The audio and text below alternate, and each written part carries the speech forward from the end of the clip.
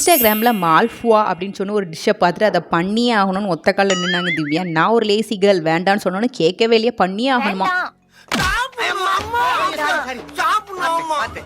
Okay பண்ணலாமே அப்படின்னு சொல்லிட்டு 1 கப் மைதாவுக்கு 1/2 கப் சீனி, 1/2 கப் ரவை, அது கூடவே கொஞ்சோண்டு பால், அது போக சீரகமும் கொஞ்சோண்டு வாசனைக்கு ஏலக்காவும் ஆட் பண்ணி நல்லா அரைச்சி எடுத்துக்கிட்டோம். அரைச்ச மாவு வர 30 நிமிஷம் ஊறணும்னு சொன்னாங்க. ஸோ சைடில் ஒரு பாத்திரத்தில் ஊற்றி ஊற வச்சுட்டோம். பால்கோவா மாதிரி ஒன்று ரெடி பண்ணிட்டு இருந்தாங்க இந்த சைடில். நல்லா பாலை காய்ச்சி அது கூட சீனி போட்டு, அதுக்கப்புறம் பால் பவுடர் ஆட் பண்ணி, அது கூட சாஃப்ரான், அதுக்கப்புறம் வாசனைக்கு ஏலக்காலாம் போட்டு நல்லா பால்கோவா பதத்துக்கு கிண்டி இறக்குனாங்க பாருங்களேன்.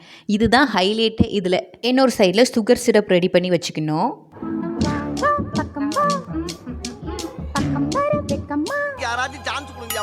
30 மினிட்ஸ் ஊறின மாவை எண்ணெயில் ஊற்றினோன்னா அது பூரி மாதிரி உள்ளேருந்து பொவி வந்துச்சு. அதை 2 சைடும் புரட்டி போட்டு எடுத்தேன்னா நல்ல ப்ரௌனிஷ் கலரில் வந்துருந்து. இதோட பேர் மால்ஃபுவாங்க. பட் இதுக்கு நான் பேர் வச்சது பொரிச்ச அதிரசம். அதுக்கு மேலே நல்ல சுகர் சிரப் ஊற்றி, அதுக்கப்புறம் அந்த பால்கோவாவை மேலே போட்டு, அது மேலே நல்ல துருவிய பாதாமெல்லாம் போட்டு எடுத்து சாப்பிட்டோன்னா சீரியஸாக டேஸ்ட் நல்லாவே வந்திருந்தது.